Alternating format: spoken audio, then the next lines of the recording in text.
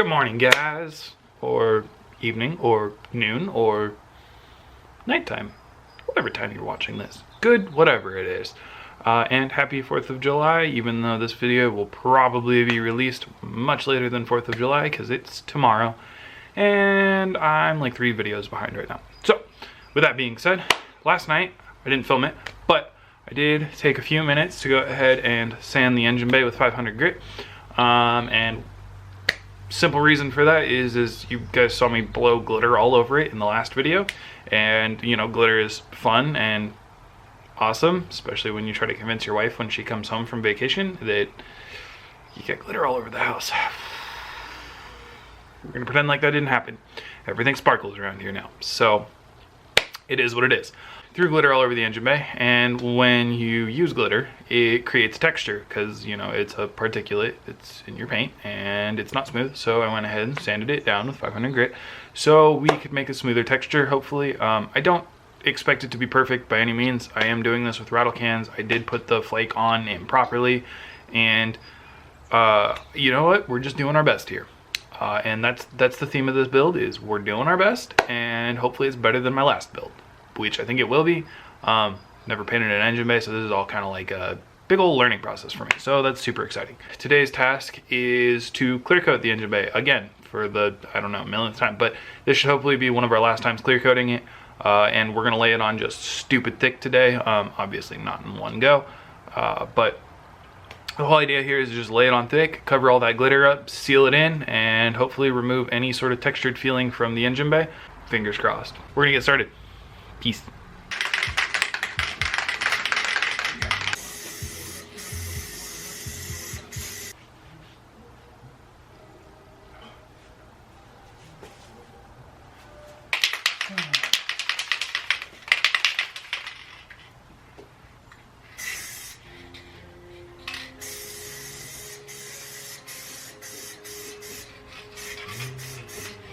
So, I'm gonna take a page out of the Taylor Ray book and do stuff as there's stuff to do rather than waiting on things. Just having these sit on my garage floor, which is obviously my motor mounts, and there's something inside of them, so they make noise, but whatever.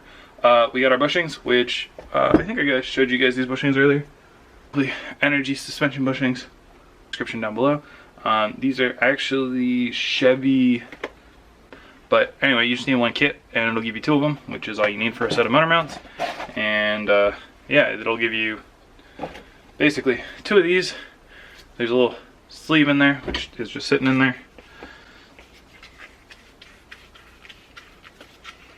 Disassemble her. 2 metal sleeves and some grease. And so we're just gonna, pretty straightforward, grease up the inside of our tubes, grease up the outside of these, grease up our pins, and we're just going to go ahead and assemble all these. Rather than waiting to do this right before I put the motor in, let's just get it done now.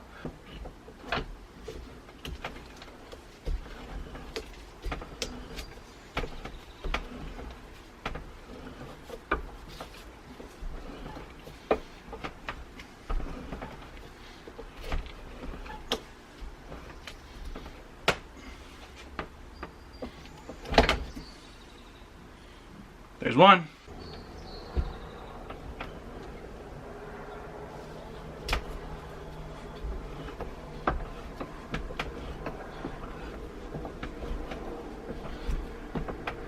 Ooh. Ooh, baby. So good. Get in there. Get it. Ooh.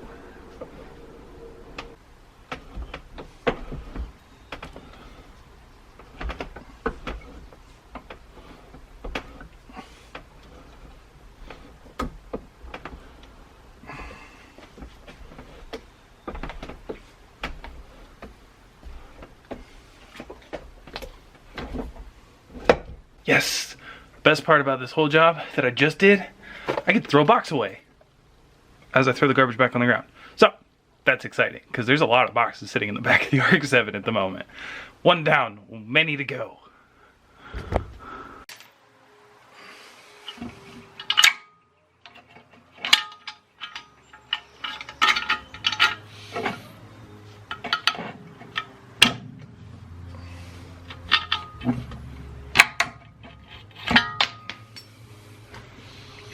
transmission brace here could use a little coat of paint because we did weld some new metal onto it. So just keep it from rusting.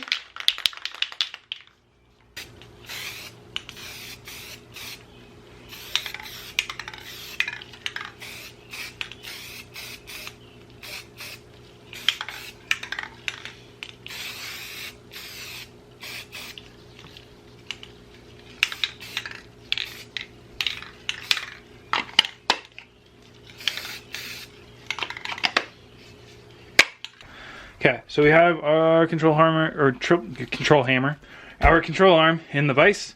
So these bushings right here, this guy, kind of a pain in the butt to remove. They aren't as easy as the other end. This end's super easy to remove, and we'll get to that one last because that's like the most rewarding and satisfying one to remove. I've already gone ahead and done the other control arm, but to give you guys quick insight, here's kind of what you have to do. You kind of have to cut the sucker in half. And the reason for that is there's actually a metal like sleeve on this. And so my recommendation is to kind of take a screwdriver you just don't care about because it's going to probably get gross, and window the rubber on it. And what I mean by that is like just cut a channel in the rubber and then scrape out what you can so you can kind of see the bushing. And then you can go ahead and just gently with an angle grinder cut through this, or you could use a hacksaw or a couple other tools. And I'd recommend going at an angle so you don't end up cutting the flange on the back side of this. So I guess with that being said, there's my words of advice, and let's get to chopping.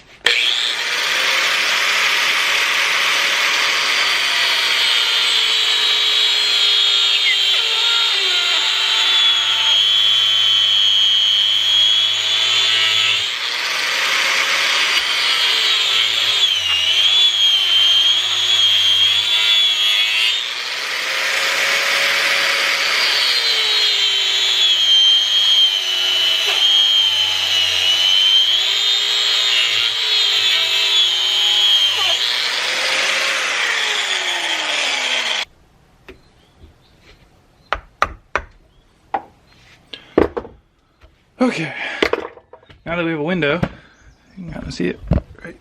Yep. Okay, you can kind of see the window we created.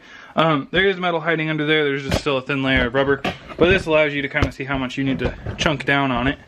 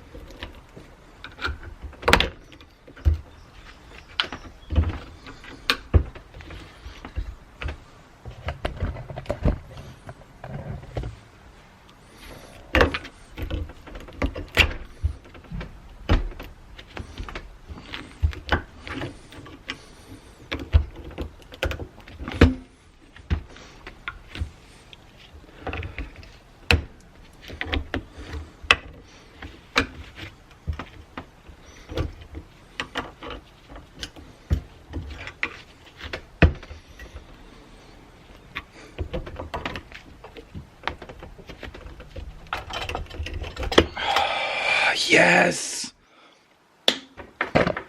Got it! Woo! That was exhausting. Okay, so that's done. Right here, this one's silly simple, and we're gonna use the exact same technique that we used in all the control arms for the Miata when we did their bushings, and that's just simply a 2-jaw puller and an impact.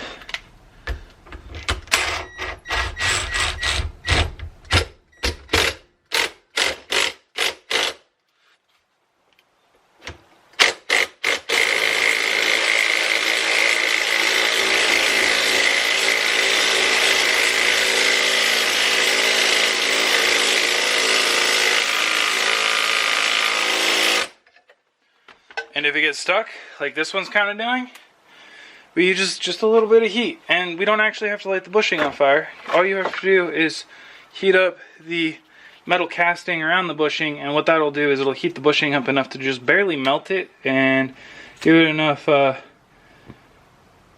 lubricant to slip right out.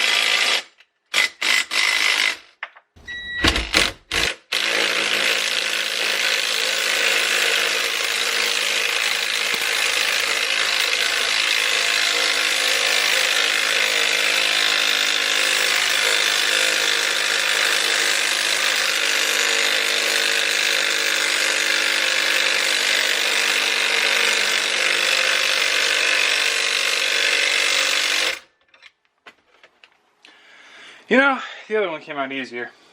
Well, this still isn't nearly as bad as the other one. Or the other side of this.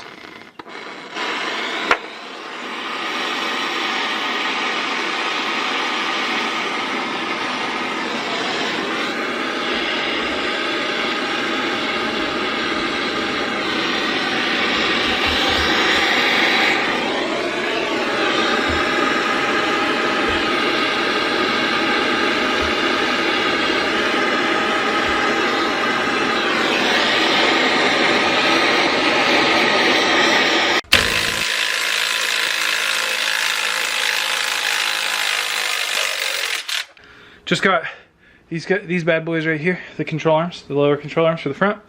I got the bushings taken off them. I'm gonna go ahead and take those surface areas and just wire wheel them down. And we're gonna prep them for some paint because why not? I got time, I got paint, got lots of it. So that's exactly what we're gonna do. I'm gonna go ahead and wire wheel these down and I'll see you back in a bit. You guys know how to wire wheel stuff. You don't need to watch that. You don't need to watch that.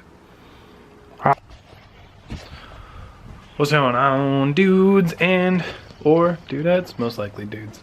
Anyway, got, as you guys saw before, the bushings all off the front control arms and clean them all up because I'm gonna paint them.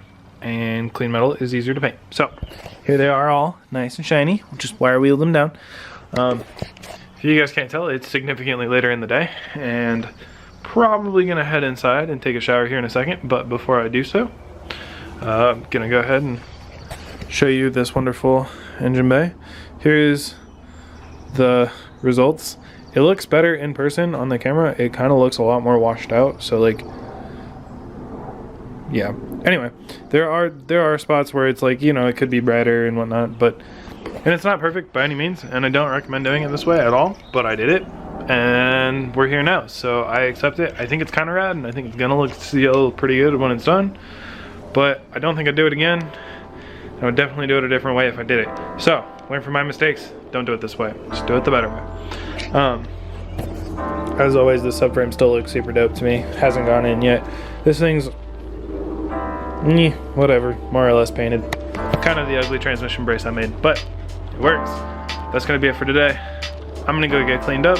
Remember to like, comment, subscribe. I'll see you guys next time. Peace.